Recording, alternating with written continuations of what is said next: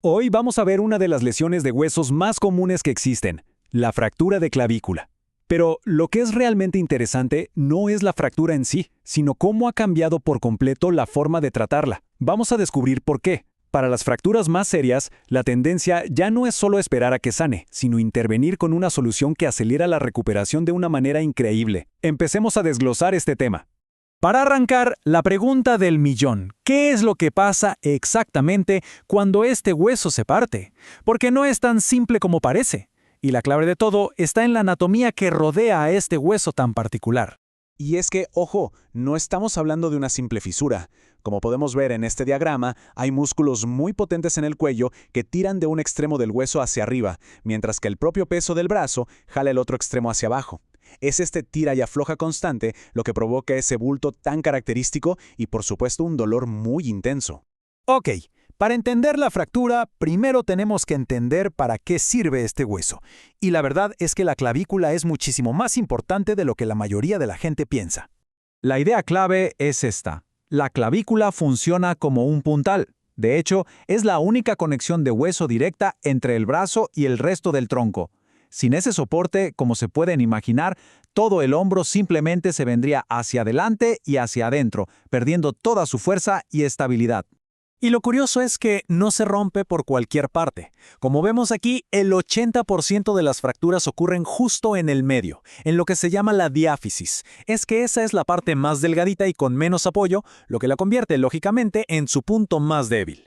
Y bueno, ¿a quién le suele pasar esto? Los datos hablan por sí solos. Un estudio reciente mostró que casi el 73% de los pacientes son hombres, por lo general jóvenes y activos.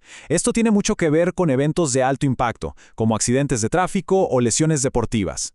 Bien, ya entendimos qué es la clavícula y por qué se rompe. Ahora vamos a ver cómo es que los médicos diagnostican la lesión y se dan cuenta de qué tan grave es el asunto.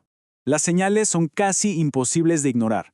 Lo más obvio, claro, es el bulto o la deformidad justo donde el hueso se partió. El hombro del lado afectado tiende a caerse como hacia adelante y abajo, y cualquier intento de levantar el brazo causa no solo un dolor agudísimo, sino a veces hasta una sensación súper incómoda de que los huesos están rozando entre sí. Pero bueno, aunque los síntomas parezcan muy claros, el diagnóstico definitivo siempre necesita una radiografía. Esta imagen no solo confirma que hay una fractura, sino que es vital para ver exactamente dónde está y, lo más importante, qué tan separados quedaron los pedazos del hueso. Y esa separación, ese desplazamiento, es justamente el punto de quiebre que nos lleva al tema central de este análisis: el cambio de un tratamiento conservador a uno quirúrgico para las fracturas más graves. A ver, históricamente el tratamiento era simple: un cabestrillo y mucha paciencia. Y para fracturas sencillas, donde el hueso no se movió de lugar, sigue siendo una buena opción. Pero cuando los fragmentos están muy separados, el tratamiento conservador se vuelve riesgoso. El hueso puede sanar chueco en una mala posición, lo que se conoce como mala unión, y eso puede causar dolor crónico o limitaciones para toda la vida. En cambio, la cirugía alinea los fragmentos a la perfección, lo que garantiza una recuperación mucho más rápida y completa. Y esto no es solo una opinión, ¿eh? Esta cita de un estudio bastante reciente lo confirma.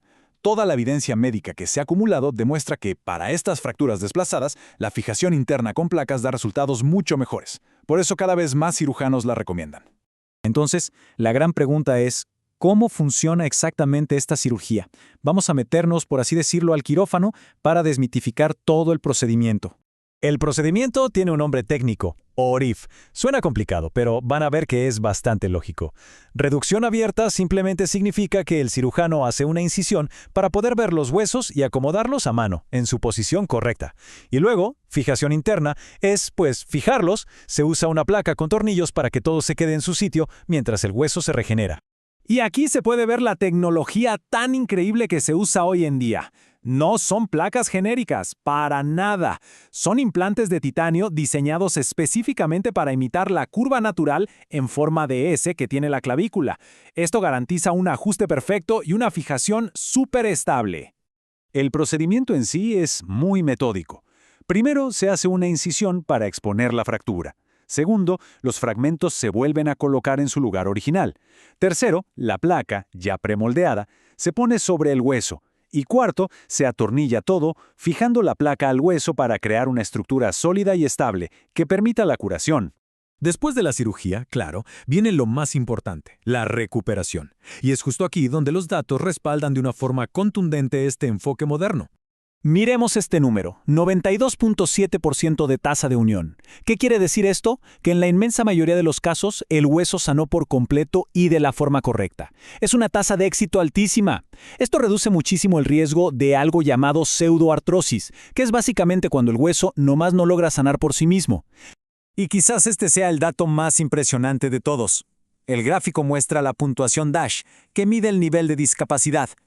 Para que nos hagamos una idea, una puntuación de 85, que era la media antes de la cirugía, significa que cosas tan simples como peinarse o abrocharse un botón son casi imposibles.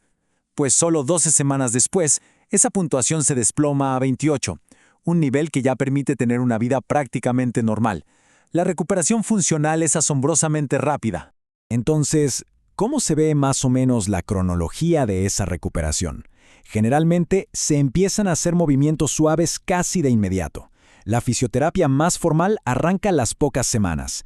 El hueso suele estar ya soldado en un par de meses y la mayoría de la gente puede volver a sus actividades normales en tan solo 3 o 4 meses. Lo que nos deja con una pregunta final. Con resultados pero tan sólidos, la evidencia parece indicar que, para las personas activas con fracturas desplazadas, la cirugía se está convirtiendo en el nuevo estándar de oro. Es un cambio realmente notable en la forma de tratar una lesión tan común y tan antigua.